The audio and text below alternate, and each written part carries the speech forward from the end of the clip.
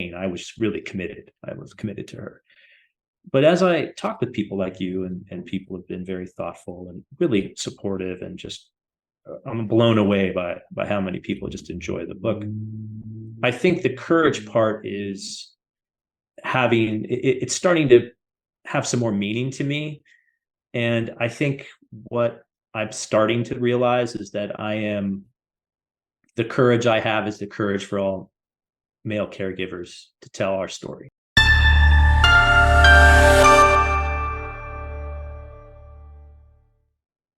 Hi, y'all. It's Bridget Cutshaw with Real Things Living. Today, my guest is Jarie Bolander, and he is an author and marketer. Can you say hi, Jarie? Hey, everyone. Bridget, thanks for having me on the show. I appreciate you connecting, and I think this is, guys, he's got a great story to share. He wrote a book called Ride or Die, Loving Through Tragedy, and it's a husband's memoir. And he's telling it from a perspective of a male caregiver, which most men don't talk about that. They hold it inside. And I'm so glad you're being vulnerable. And it's Thank you so important much. because, right, so many people are caretakers, but they only think of women. And they, right, seriously. But like, I'm still here because my husband was my caregiver for supported me. And so I really appreciate, and that's why I'm like very interested. He doesn't talk much. So I'm interested. I'll talk for him, or I'll put words in Thank his you. mouth. How's that? He can read the book and tell me if I'm okay, if Exactly. I got it right or not, right? Right. And that's why Well, I thought it'd be great. yeah, what's his name? Carl. Carl. Okay, Carl. So if I'm wrong, let me know.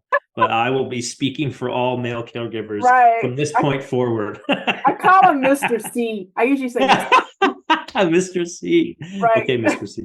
But yeah, you guys are very brave, and you got it's definitely men in general. People think they're like aggressive, but you guys have natural resilience. You got to stand up, right? Yes. Is that the right word? Yes. I should say Yeah. natural, but Well, yeah, but there's different skill sets, right? I mean, everyone is a full person. Like we may have dominant traits, and we may have dominant, societal norms, but right. we're all human, and we all have those same emotions and Yes. fears and anxieties. It's just how we express them maybe differently, and that's one of the reasons I wrote the book, was to give Carl and I a voice to our Right. shared struggle.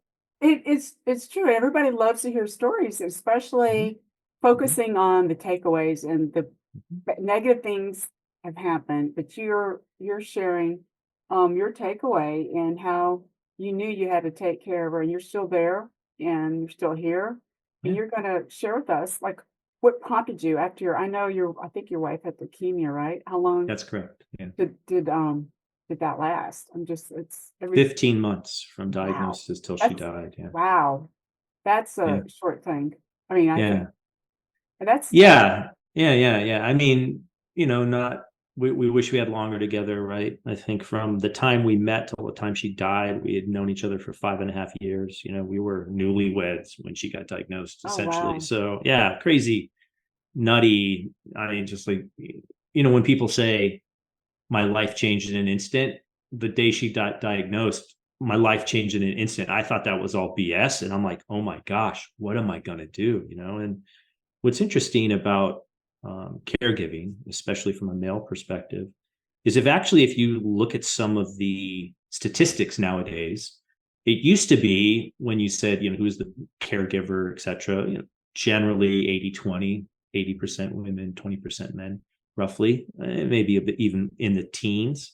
But nowadays, with the sandwich generation, Gen X, and your parents are aging, um, the sons are starting to take care of their family, their parents, and you start to see those statistics be a little bit more 50-50, some 60-40, 60% women, 40% men. So it's a real kind of coming up. And I think, when I was going through what I was going through, trying to take care of Jane, and make sure that she got to all her appointments and got all the meds, and all the chemo brain and all that stuff, which she had. I'm sure Carl can relate as well. I really didn't find a lot of resources, a lot of male perspective. Not to say that there wasn't a lot of resources for caregiving, and there's a lot of books, mostly by women, a lot of memoirs, mostly by women, and I just sort of felt alone. Like, God, like how it's there's things that are similar, but then there's things that are really different, and I just wanted to put it out there, so that people knew. And if you love a man that's going through this, maybe you'll read it and be like, oh, I see what you're going through. How can I help? It's definitely important to make it to normalize it. I Hmm. should say normalize, but I think it's more common than we Hmm. think. And you're right, the my poor sons, I'm sorry. I only have sons, by the way, and maybe I was meant to have boys. But yeah, they were always wanting to be there for Yeah, they're learning from their father. Right. absolutely. And I Absolutely. think that you want to be positive role model. And I think you sharing your story in a book definitely was it hard to do to write? Because that is some people are so afraid to write and put it out Hmm. there. Hmm. And but it's can be cathartic for the readers. And it doesn't you don't need millions of people to read your book. You just need No. just at least one, and then that you're influencing that person. So Yeah, that I mean, for me, I use writing to make sense of the world. So it's a natural thing for me to do. I can't fathom not writing my experiences down. I can't fathom not trying to synthesize it in some tangible form so that I don't forget it, and two, it becomes less scary, right? Because the way memory and trauma and grief and sorrow work, it's a memory process that as you repeat over time, you remember things differently because your memory it's doesn't work. It's not just a snapshot, it's the feelings and emotions as you remember over time, right? So right. my I started writing this book the day she died. Like Oh there's a wow. chapter in there that I just started writing because I had to. I didn't know what else to do. What do you do when you know, see your wife being zipped up in a body bag and taken off on a ratty gurney into a white van to go to the mortuary? I mean, and I had family there. Her family was there, but when this all occurred, they took a walk around the block, and it was my responsibility to make sure that she was taken care of. And I mean, it was just surreal. Like, we're in our apartment. It's like this was on, April 3rd, 2017. It was a nice day. People are just living their lives, and my life is completely changed again in an instant. And I remember sitting there, very cordial. The funeral home staff's very cordial, and they're talking me through the process. The the fire department had come before, the coroner had come before. It was a whole mess, and I just remember, she's laying in our bed. She's been gone for, I don't know, 8 hours or so, and I'm sitting there like I don't know what to do. Like, like, how am I supposed to act? And I just remember sitting in the living room, and they had zipped her up and they put her on the gurney, and they're going to wheel her out of my apartment, or our apartment. And they're like, you don't have to be here for this. You can wait outside. You can, this is sometimes very emotional. And I took a deep breath, and I'm like, well, you know, I need to see her off proper. Like, I need to, like, this is my as a husband. This is not one of the last things, but this is sort of my responsibility. Right. So yeah, I followed them out behind her gurney, and as they, went down the stairs, and they had this nondescript white van. Like, I think it was an Astro. I was some like Ford Aerostar van. I don't even remember what it was. Opened the door and rolled this gurney in, shut the door, and they looked at me and they're like, "We'll be in touch." And then they drove away. Oh wow. You're by yourself at Right? that moment, right? Yeah, but this is the thing. We lived in San Francisco. We lived right across the street from a hospital. It's 11. It's noon time. It's a decently busy now. And I'm sitting there on the like on this curb, watching this van go away and then looking around and there's people just living their lives. Like to them, it's just another day. To me, this is the most catastrophic day of my adult life to date. Like my wife's died. Right. She's gone. Like I'm alone. I'm literally alone. No one's around me. I'm just sat there. What do I do? Yeah. Right? So yeah, I ended, I can't imagine that. Right. yeah. I ended up going back in the apartment because I was gonna collect some clothes and go stay at her parents' house, my in-laws' house. And I remember grabbing her pillow that she laid her head on and screaming into it as hard as I could, just crying and screaming. I just don't know what else to do. And then I must have done that. It felt like eternity. It was, I don't know, 5 or 10 minutes. And I took a deep breath and I pulled out my laptop and I started writing. And that eventually became the book. Wow. I mean, that's a brave of you to share that moment. Well, it's in the book right. too. It's So hard to, yes. I haven't had to experience that myself. I mean, my stepfather died at home, but he's a lot older, right? Yeah. Yeah. So it's a little, Yeah. and you guys are in your 30s, right? Yeah, she was 36. I was 46. Yeah. Oh, okay. I didn't know the age difference, but that's right. Wow, that's all I can say. And did you Yeah. stay in that apartment? Or did you? So for the first 3 days I didn't. Okay, right. That would be traumatic. Right, Yeah, when I went back, I slept on the couch until I bought a new bed. Mhm. I ended up staying in that apartment for 3 more years, roughly 3 or 4 more years. It's ironic. The reason I had to leave, I wasn't looking to do, move or whatever, but one of the things that happened was I had a fire. My, those battery backups that most people have, they're called universal power source. I don't Right, know, you've right. probably heard of them. I had one of those plugged in, it caught on fire in Oh my my God. living room. So I woke up at 2 a.m. to smoke alarms and smoke. Went out and I'm like, my living room's on fire. Like, holy shit. Crap. Yeah. And I guess it's time to leave. So that's why I moved. I wasn't looking to move.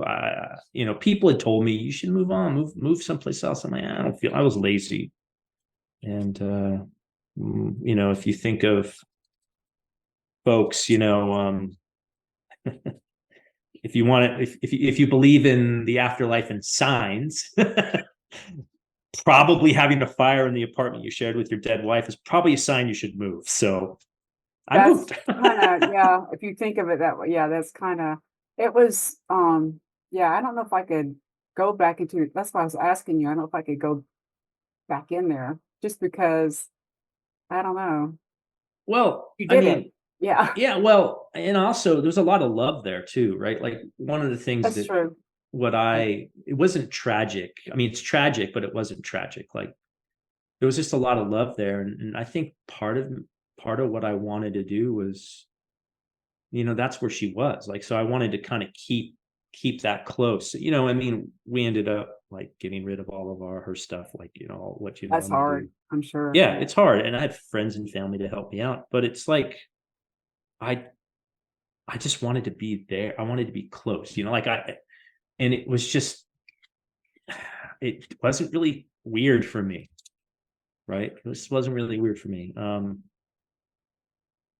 Having a fire in your living room That's and getting woken up at 2 scary. a.m, that's traumatic and scary and a sign. Yeah, yeah, Like those are 3 points. Get them. there's 3, get your shit together. Yeah, Let's get go. out So now. You definitely that's something like that tragedy, both, I think both of them were tragic, but yeah, especially the fire yeah, is you need to learn you had to move on and find, is that the right word? In some shape or form. yeah. Yeah, I And mean, yeah. it's, so what do you, obviously the journey for you to write this book was healing, it sounds like. How Mhm. long did it take you to finish that book? I'm just curious. It took about 5.5 years to finish and publish Right, it. yeah, It published. Yeah. wow, it does. People don't realize how long it takes to do a Well, if good you want book. to write a good book, yeah. Yeah, to do a I mean, you're good in the book, publishing industry, right? To do a I good had various drafts of it done a year, 2 years after. I mean, actually a year. I had done something called NaNoWriMo, okay. and NaNoWriMo is, National Write a Novel in a Month. Well, I decided to write a memoir in a month. And so I had a draft of it, but it was horrible. Not horrible. There was a thread in there. There was something among the nonsense, or something among there was something there.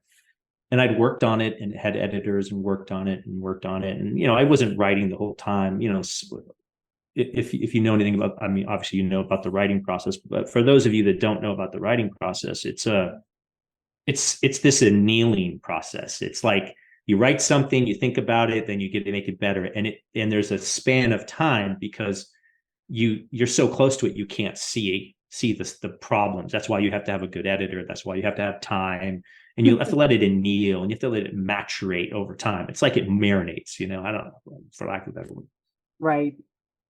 And it just took me a while to maturate it, and it took me a while to find a good editor. I've had really good editors, like lots of friends, and then I found a great publisher in Spark Press, and I'm just like, oh yeah, Brooke Warner's, she's the one.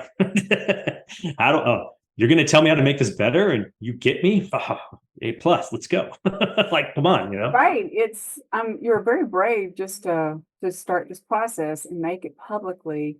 And people, Thank you. I think during COVID, I noticed more books were published, Mhm. which is a good thing. People are like, there's only so much time here left. Mhm. And Mhm. that's kind of how you saw that. And Yeah. I love the perspective that you're taking. You are the male caregiver. And so to kind of hop back to that, before she passed away, how you said it's like 18 months she was dealing with Yeah. cancer. 15. Yeah. Did you had to do a lot of, was she able to drive herself or you had to take her? I'm just curious. No? No, it's pretty much full-time caregiver and full-time running her business, which she had a Wow, you PR had a marketing. business on top of it. Yeah, that's the only thing that was keeping us, in double espressos and orange scones. Like, we didn't have, I mean, she wanted to keep it. I wanted to cancel. I wanted to shut it down, but it was her baby. And so we Gotcha. compromised that I would run it, and it, it's just so, as from the male perspective, or, as a stereotypical male behavior, right? We want to perform, we want to achieve. We have this high achievement, like, I am my work. I am what I do. I am who I am who I am, right? So, I wanted to do good, and I wanted to do good on two very complex things. One, running a business I had no clue what to do. And second, how do I be the best caregiver I can be and make sure that she survives and, like, Right. get through it, right? So when you're a doer, when your self-worth is wrapped up in what you do, you tend to work really hard. Like, my whole life has been working hard. Like, that's how I identify. Like, oh, I'm an entrepreneur. We work, 12 hours a day, 7 days a week. That's just what you do. Suck it up. Like, I'm Gen X. That's just what we Right. did, I'm a Gen Xer too. right. Like, yeah, like, the cavalry is not coming to help us. We help ourselves. So I was always achieving, and I really didn't have the perspective of the emotional toll it was taking on her, and it was taking on me. And I was hesitant to ask for help. I thought I could handle this. I couldn't handle it. Clearly, it was just too much. Thankfully, we had a bunch of friends and family, and that we created this care circle called Team Jane. And even though I didn't ask a lot, they were there. Like, so I knew that they were there, but I just didn't know how to ask for help, which is common male trait. Like, Right. I don't need directions. I'll figure it out, you know? I'm gonna do it Come on. yourself, or I'm a deep, right? Exactly. Come on. Come on. This is in our DNA. It's like barbecuing meat, you know, and getting to the directions, you know, whatever. Like, walk it off, right? And so as a caregiver, especially for someone with a life-threatening disease, you lose yourself in that. I think all caregivers do, because everyone cares about the patient. They don't care. People cared about me, quote unquote. I'm not going to say that. But the first thing they say is, how's Jane? It was rare to say, how are you doing? Which is valid, because the most important thing is, let's get Jane cured. And so, you know, when you mix all those things together, you get a severe amount of burnout. I abused substances to sleep. Like, I would smoke pot all the time just to sleep. I would drink alcohol, which thankfully now I'm sober, been sober almost, I'll be 6 years in May. So Awesome. yeah, thank you. And so you know, I appreciate you saying, you know, you have the courage to tell your story. And I sometimes am apprehensive about saying how much courage it really is, because really who had the courage was Jane. I was really committed. I was committed to her. But as I talk with people like you, and people have been very thoughtful and really supportive, and just I'm blown away by how many people just enjoy the book. I think the courage part is it's starting to have some more meaning to me. And I think what I'm starting to realize is that the courage I have is the courage for all male caregivers to tell our story. And hopefully that gives someone else the chutzpah, or you know, the comfort to be like, yeah, I can tell my story too. Yeah, this was tough on me. So I'm sure Mr. C, Carl. Yeah, Mr. C, yeah, the courage The thing, you courage. think you learned, I guess, to help build your resilience. You know what I'm saying? Well, I mean, what's interesting about resilience, right, is, to me, it's being able to handle uncomfortable situations with grace and poise and figure it Yes, out. So a yes, lot of people, when they run into a problem, a zig and a zag, they shut down. They don't know how to handle it. And when you're resilient, you're like, okay, take a knee, take a breath. How do I deal with this? I've never seen this before. I don't know what I'm doing, but what's the first step? And the people that do that figure it out. The people that go in their little private pity party, and I get almost, they just can't function. Those are the ones that lack the resilience to handle it, right? And so thankfully, I had a lot of experience in endurance athletics, a lot of experience in the startup world. I was trained to zig and zag. I was trained to be comfortable being uncomfortable. I was trained to not give up. That inherent in my DNA through all of the stuff I've done, right?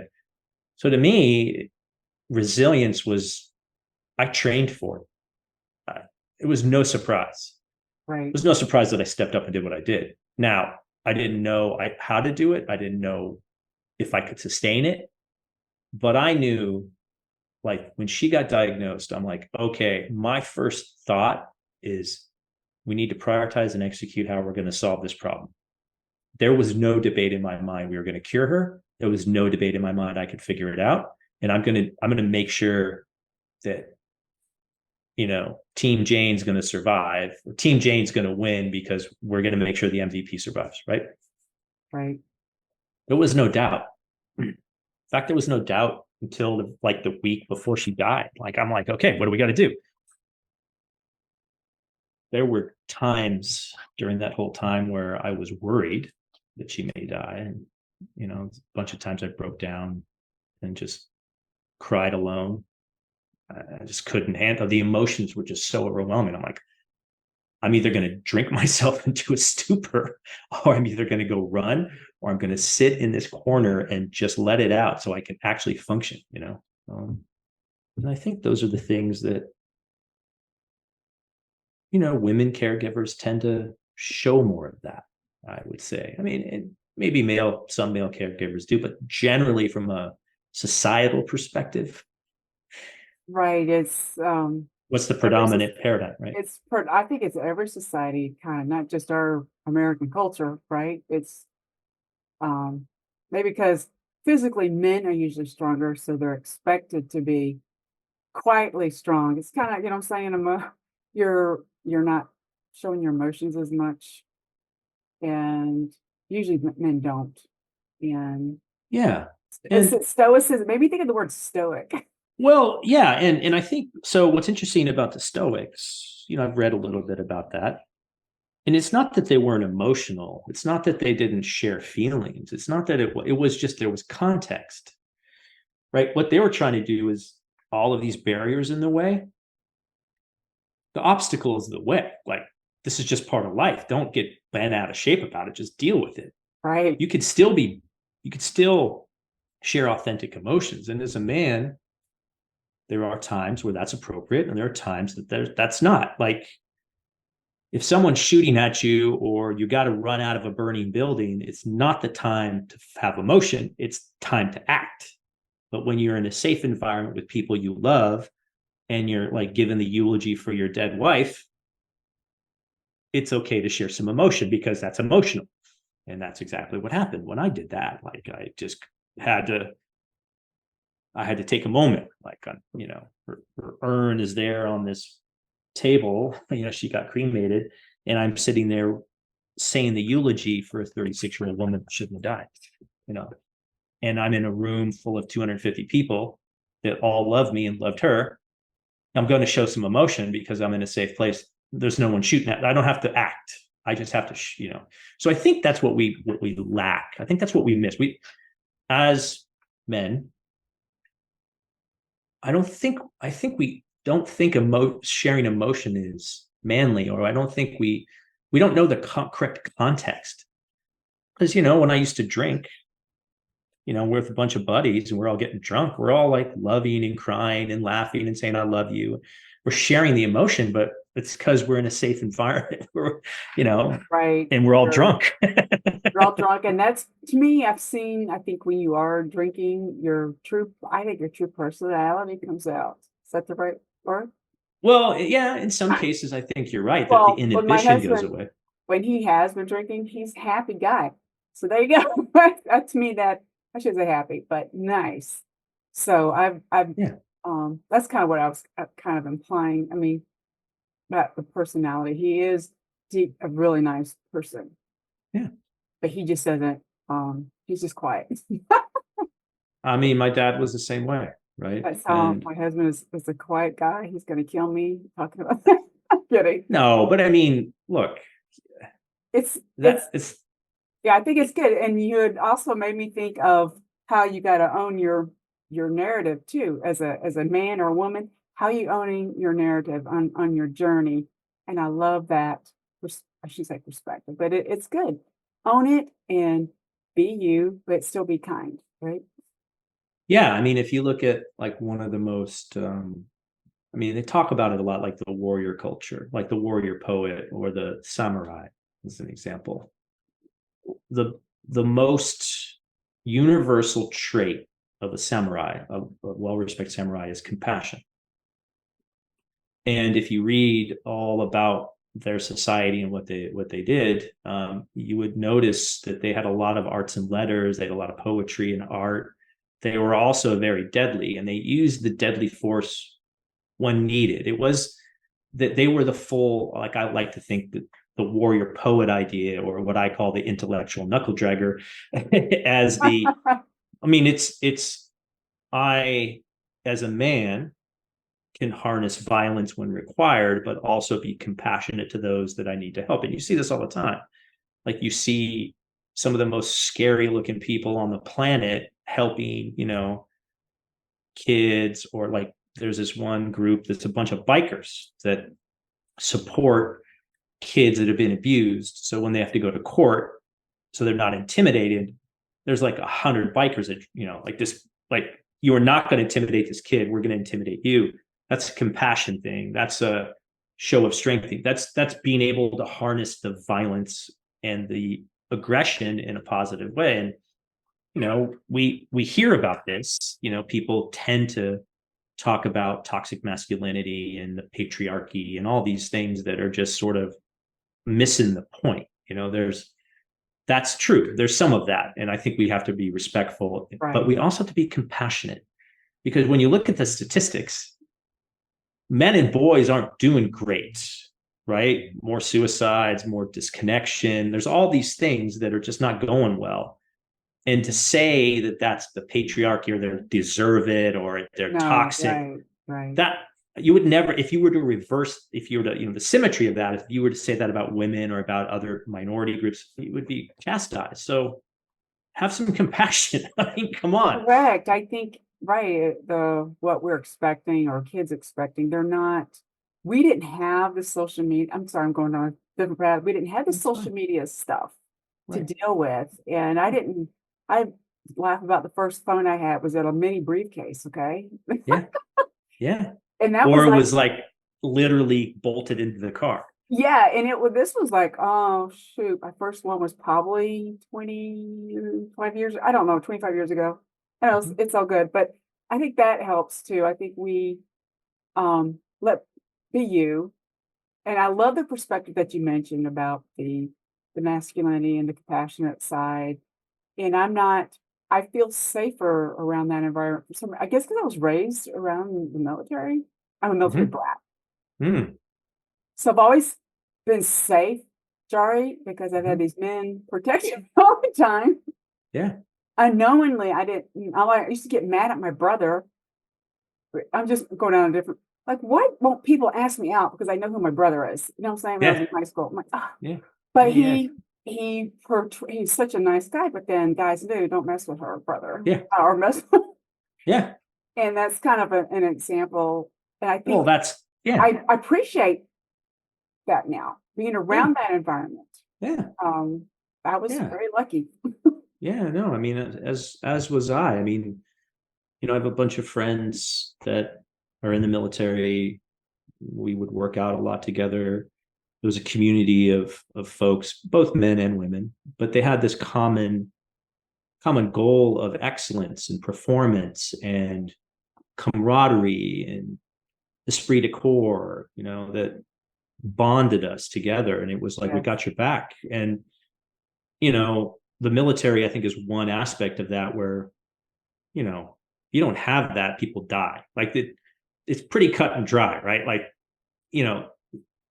it's an environment where the stakes are high. Yes. And nowadays, social media and people getting canceled and piling on and, all these just crazy things. The stakes are low for you to be an asshole, just full stop. That's a good point. If you were face to face with someone, this is how I think of it anytime I interact with, like, if I'm face to face with this, what would I say to this person's face? You'd be more careful, probably. Yeah, because, like, to your point, your brother or your father or your whatever, the threat, it's the threat of retaliation or the negotiation, as it would, so to say. It's like, you mess with her, you mess with me. Yes. Okay, like, there's a check and balance there. That's not the case on social media, right? That's correct. It's not that you don't have that check. People aren't, I don't know. I'm opinionated, but I try not to put my opinion out there too much, because, you just don't, people are going to be negative about it. And I was just thinking too that, how brave, I'm just go back to my husband. My stepfather was a company commander. Okay. And I went to college, and my husband was in that company. He didn't know. Wow. I officially figured out I was the stepdaughter, but I'm like, you were brave asking me out. But my stepfather liked him because I didn't appreciate it at that time. I was like, oh God, you guys are so masculine. That's kind of how because I was around, you know what I'm saying? But I'm so glad everybody in that environment. I have full respect for people in the military and those who are like police, and they're risking their lives to help everybody. For us. Yeah. I mean, I'm going off on a tangent here. no, Sorry. no. Well, I think it comes full circle in terms of that's a different kind of caregiving, right? That's Yes, a, that's kind of what they're yeah, taking yeah, care of our country, our yeah, city, yeah, their yeah, community, and that's why I couldn't um being a I don't know if I could. That's why I'm very brave, and I have yeah. full respect. And you wrote this beautiful book, and I really like your perspective on stuff. The stuff you're bringing up is very you're a philosopher. Sorry, Intellectual knuckle dragger is what I like to right? say. You are. I love that. I think Well, that it's true. I mean, you you could be the are. warrior poet or the intellectual knuckle dragger. And I think as men, we have to own that. I I think think we have to own the narrative around what a man is I because love we're it. men and we should own the narrative. No one else should tell us. I don't tell a woman who is I can't. That's not me, right? That's not my purvey. Like Correct. I need to own the narrative. We as men need to own the narrative. And that narrative needs to include compassion. It needs to include understanding. It needs to include strength. It needs to include respect. And we've lost that because I think a lot of times young men and young boys are like, oh, you're toxic. Masculinity is toxic. You're like, then what the hell am I? I mean, Right, right. And where do these I'm stories born come this way. What right, am I supposed to do? I can't. you're It's born hard that for way, me. Yeah. right. And I'm a little wild compared to some of my friends because I had an older brother who raised me, okay? So you imagine. Yeah. I'm not wild, but I think we were Gen Xers and free roamers, right? We're Yeah. from that. I grew up in the 70s and I had an older Yeah. brother watch me. So you can, Yeah. and I wanted to Exactly. be just like him.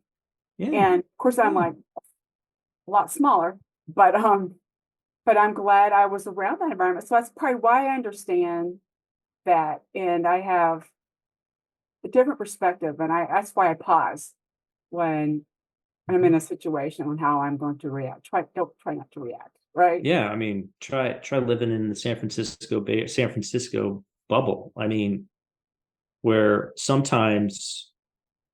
So what's interesting is I have this newfound appreciation for people with different opinions. I think in the marketplace of ideas, in the intellectual combat, so to speak, of the world, the only thing we have is respect for others' ideas. So I've become more and more thoughtful and more compassionate on someone that doesn't agree with me. This was not the case 5, 6 years ago, right? I've evolved, I guess. Um, and I think we have lost that when it comes to the no consequences and repercussions of our interactions on the web. And I think I think why this matters, and getting back to the book and talking about being a male caregiver and talking about the struggles and challenges and sharing the journey and really just trying to shed light and showcase the real struggle that is the story that, I mean, it's my story, it's Jane's story, it's to a certain degree Carl's story. That if we don't have that intellectual honesty and that intellectual debate, and we don't assume good intention on the other side, and we just don't talk about these things, just going to keep on going down the bad path. And I just don't think that's the right way to go. I never seen that end well. So yeah, Right. We definitely need to have more respect and compassion for each other. 100%. That is what we're learning from you, with a caretaker. And it's so important. I'm sorry we got off a little bit off tangent, a little bit. That's you just don't know. And you're what you call yourself, a knuckle dragger? Intellectual knuckle dragger. Intellectual. I love that because that's good. We need to have that. You're very respected, I'm sure, where you are because you're being open and authentic. And I think that's the kind of people we need more of because you'll have an effect on those around you in the world. And you want it to Yeah, be like a domino effect, to be yeah, positive. I'm yeah, fully believer of focusing on the positive, right? And yeah. um expecting the good is what my stepfather always taught me to expect. He was a badass. Okay, he was the special forces and all, but he always taught me expect. That's Yeah, what I learned from him in reflection, not at the time, of but course. I think writing helps you figure that out, Yeah, and you're absolutely. just sharing your story. Well, this has been awesome. So where can the listeners learn more about you? The books on Amazon, Barnes and Noble, uh, bookshop.org if you're into Okay. independent bookstores, Yeah. as Jane and I were, so you can order it there. I've got my own website, jariebolander.com. It's got all my writing and stuff on there. I'm pretty active on LinkedIn, so if you're on LinkedIn, Jarie Bolander on there, it's pretty straightforward. My name's pretty unique. And yeah, I mean, I really appreciate the time. I love the conversation, and it's really important to me to have these conversations. And you're a very thoughtful, insightful host, and that's much appreciated. And I'll just say, good job, Carl. He helped calm me down. Just kidding.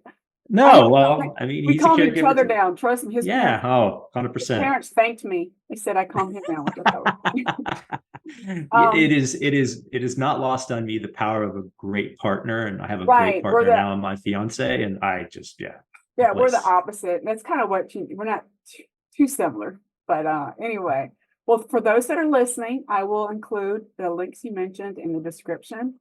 And I thank you again for your time, Darren. This has been awesome, awesome, awesome, and very insightful. Thank you so much for having me. Appreciate it. All right. Have a great day, everybody.